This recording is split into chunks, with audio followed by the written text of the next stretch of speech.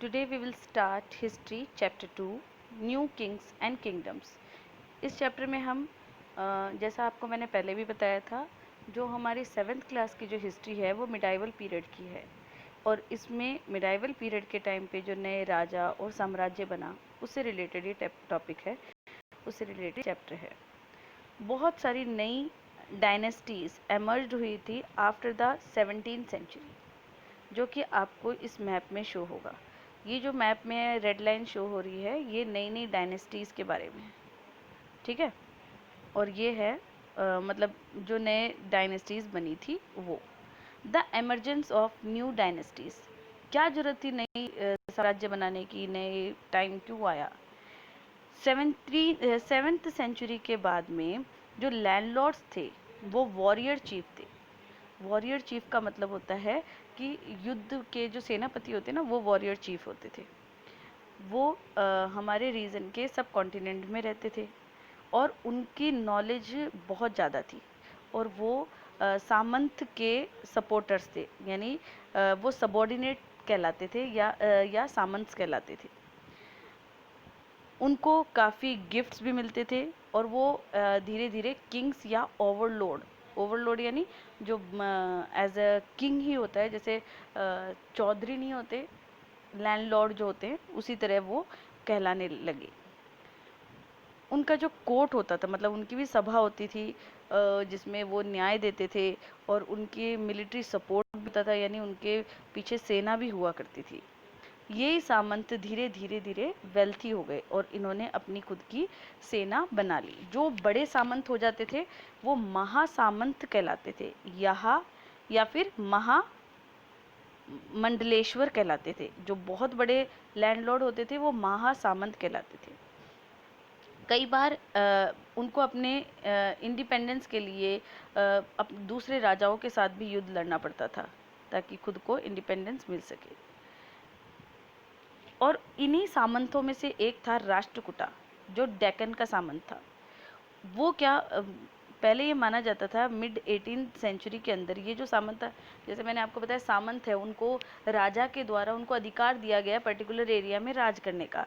अब ये एक सामंत था राष्ट्रकूटा का, चालुक्य कर्नाटका में दंती दुर्गा नाम का राष्ट्रकूटा चीफ था। ये चालुक्य के जो राजा था उसको इसने हटाया, या उसके मरने के बाद में इसने एक हिरण्यगर्भा नाम का एक रिचुअल परफॉर्म किया। रिचुअल यानी एक यज्ञ परफॉर्म किया, सेक्रीफाइस यज्ञ परफॉर्म किया और अपने आप को ब्राह्मण बना। ब्राह्मण से वो अपने आप को क्षत्रिय बना दिया। और ये माना जाता है पहले एंशिएंट टाइम्स की कि जो लोग क्षत्रिय होते हैं वही राजपाट संभालते थे। तो ये दंती दुर्गा जो नाम का बंदा था उसने एक हवन करवाया और उस हवन में अपने आप को ब्राह्मण से हेल्प लेकर अपने आप को उसने क्षत्रिय बना लिया और कहते हैं इसको कि उसका रीबर्थ हो गया, यानी उसका पुनर्जन्म हुआ है। इसके अलावा आदमी जो लोग हैं वो enterprising family use their military skills to crave out kingdoms, मतलब कई मिलिट्री किंगडम्स भी बनाते थे। इसमें गुर्जर प्रतिहारा और ब्राह्मण्स जो लोग थे उनको ट्रेडिशनल प्रोफेशन जो उनका था, जरूरी नहीं वो प्रोफेशन ही करें, यानी ब्राह्मण है तो ब्राह्मण का ही काम करें। उन्होंने आर्म्स मतलब उन्होंने हथियार उठाना शुरू किया और उन्होंने धीरे धीरे कर्नाटका के अंदर कर्नाटका और राजस्थान के अंदर अपना खुद का एक नाम हासिल कर लिया, अपना एक अधिकार हासिल कर लिया, यानी वो भी राजा के रूप में सामने आने लगे। उसके बाद नया टॉपिक है एडमिनिस्ट्रेटिव द किंगडम्स, यानी इस आगे मतलब कैसे आगे नए साम्राज्य, राजाओं को नए टाइटल्स दिए जाने लगे। यानी जो राजा बहुत बड़ा हो जाता था, ओवरलोड होता था, उनको कहा जाता था महाराजा जाज, यानी राजाओं का राजा या त्रिभुवन चक्रवर्ती। जिनके पास त्रिभुवन चक्रवर्ती यानी तीनों लोक का राजा, ठीक है। और ये सिंबल उन राजाओं को मिलता था जिन राजाओं की जगह थी।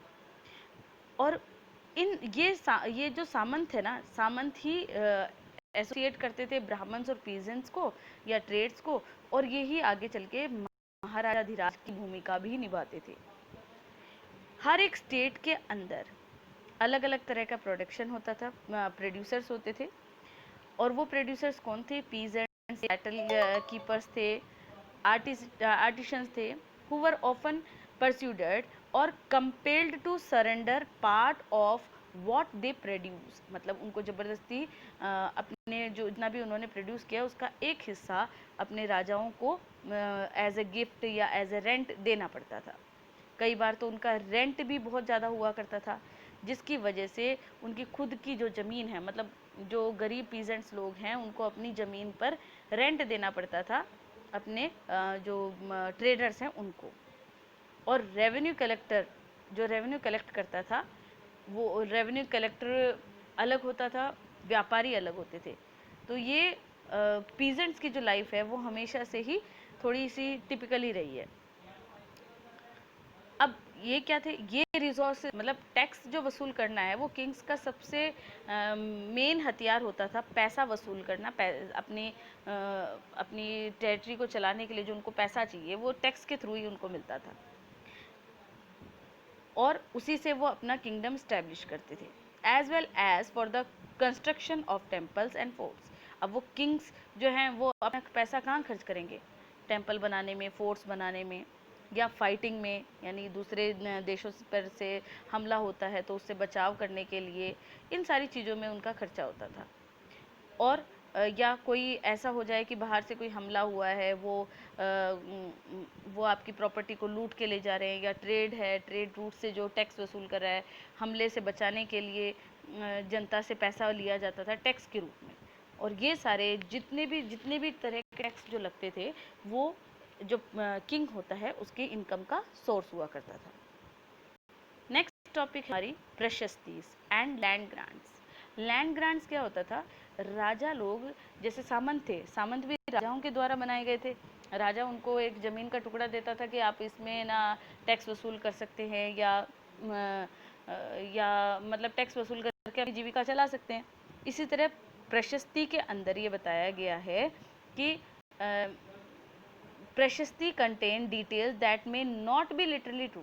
प्रशस्ति के अंदर जो डिटेल दी गई है वो कोई ज़रूरी नहीं पूरी तरह से सही हो, but they tell us how rulers wanted to depict themselves as valiant, victorious warriors. For example, these were composed by learned Brahmins who occasionally helped in the administration। मतलब जो ब्राह्मण्स है, किस तरह से प्रशस्ति में काफ़ी सारी बातें सही नहीं है, लेकिन फिर भी काफ़ी बातें ऐसी है जो सही है कि उसमें ये बताया जाता है कि राजा किस तरह से विक्टोरियस बने, उन्होंने कैसे कैसे युद्ध को जीता, ब्राह्मण्स ने क्या योगदान निभाया है राजा के एडमिनिस्ट्रेशन में।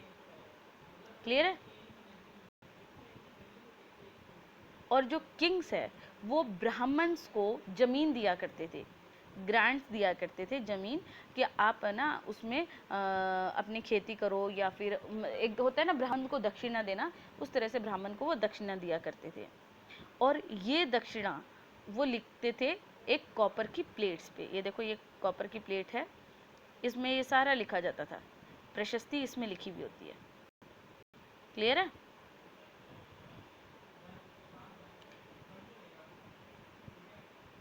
Usual for the 12th century was a long Sanskrit poem containing the history of the king who ruled over Kashmir। जो संस्कृत की एक 12th पोएम है, वो बहुत बड़ी पोएम है, उसमें कश्मीर की हिस्ट्री के बारे में बताया गया है।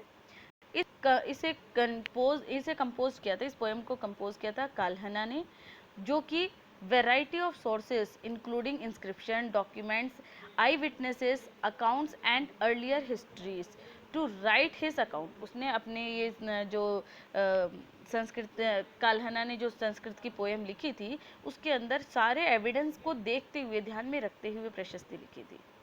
To unlike the writers of प्रशस्ति, मतलब प्रशस्ति तो क्या था कि उसमें सच्चाई कम थी और हवाई बातें ज़्यादा थी, लेकिन जो काल्हना ने कश्मीर की स्टोरी लिखी थी वो सारे एविडेंस के साथ ही लिखी थी। नेक्स्ट टॉपिक है warfare for wealth. Warfare for wealth का मतलब है कि युद्ध होता था पैसों के लिए, अपनी प्रॉपर्टी को, अपने साम्राज्य को बढ़ाने के लिए। एक राजा अपनी डायनेस्टी को और ज़्यादा बढ़ाने के लिए युद्ध किया करता था। क्यों? ताकि उसका साम्राज्य और बढ़े।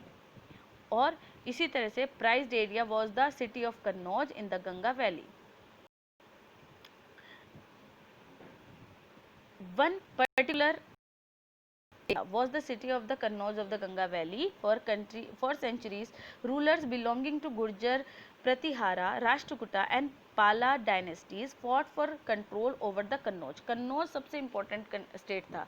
क्यों था? क्योंकि कन्नौज के अंदर कन्नौज में जो पानी है वो पानी की फैसिलिटी बहुत अच्छी थी, जिसकी वजह से जो खेत है वो ज़्यादा फर्टाइल होते थे, ज़्यादा अनाज उगता था।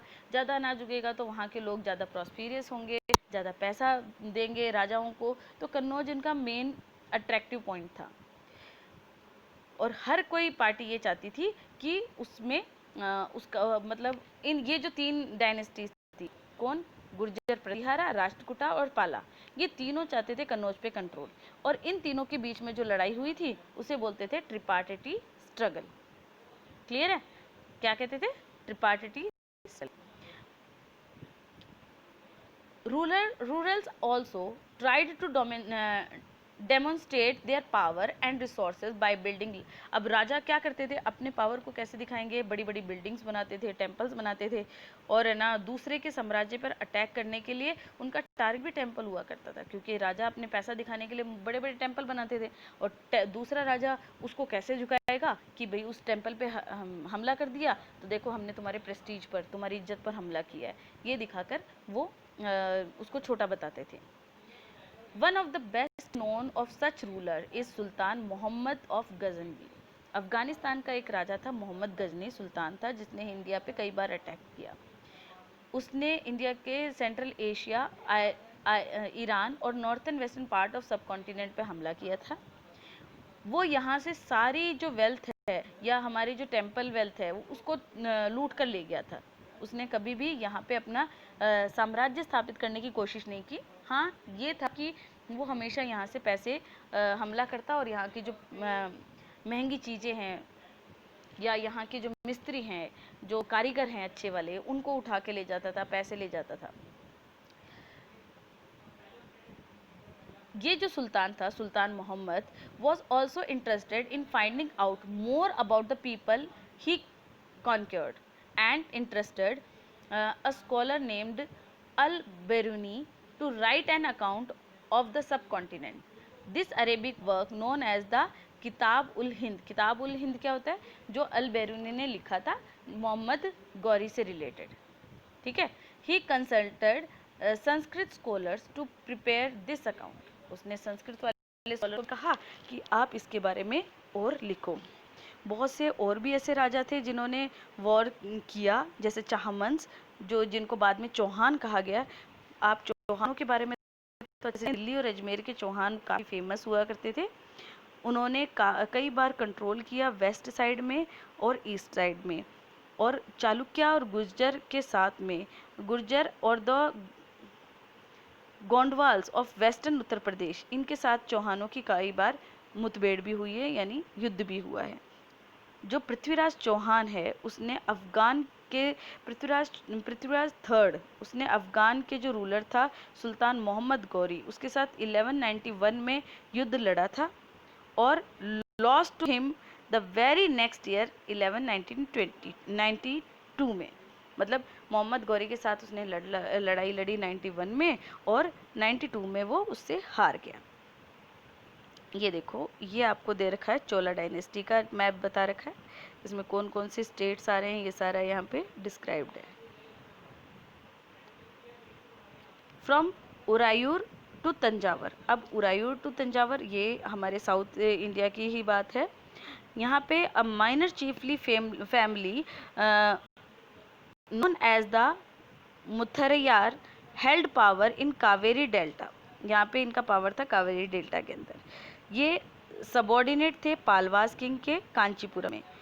विजयला who belonged to ancient chiefly family of the Cholas from Uraiyur, कैटा from Madurai In the middle of the 19th century, he built the town of Tanjore and temple of goddess निशामुद्दीन there. मतलब निशामुद्दीन का भगवान थे, उनके टेम्पल वहाँ पे इसने बनवाई. और द सक्सीजर ऑफ विजयला, मतलब विजयला की जो आने वाले जो पीढ़ी थी, जो विजयला के साम्राज्य को आगे बढ़ा रही थी. कॉन्क्योर्ड नेबरिंग रीजन, उसने पड़ोसी राज्य पर भी अपना कंट्रोल कर लिया था और अपने किंगडम के साइज और पावर को बढ़ाया. The Pandyan and the Pallavas territories to the south and north were made part of the kingdom. ये इसके एक हिस्से थे.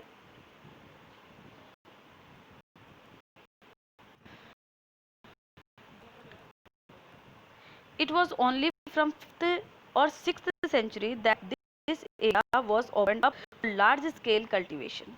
मतलब 6th सेंचुरी में बहुत बड़ी जमीन कल्टीवेशन के लिए निकाली गई. फॉरेस्ट को क्लियर किया गया और लैंड बनाया गया, लैंड को डेवलप किया गया कल्टीवेशन के लिए. कंस्ट्रक्शन किए गए कई डैम्स वगैरह. ये देखो कल्टीवेशन के लिए, पानी के लिए बनाए गए थे. carry water for the field. In many areas 2 crops were grown in a year. एक साल में 2 crops बनते थे. ये वाटर को आर्टिफिशियल वे है पानी का पहुंचाने के लिए. The administration of the empire, यहाँ का एडमिनिस्ट्रेशन भी काफ़ी बढ़िया था. यहाँ पे जो गांव है, गांव के अंदर जो गांव के हेड उसको था उर कहा जाता था. और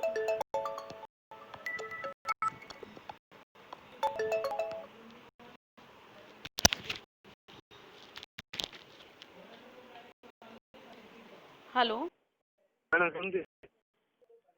हेलो. हाँ मैडम, हाँ जी. मैं अनीश बोल रहा हूँ. हाँ अनीश, बोल बेटे. किधर हो? घर पे. हम ऊपर खड़े हैं, कुछ 4 जने. परमिशन चाहिए था अंदर आने के लिए. वेट करता रहे. अच्छा, आप ही आगे बात.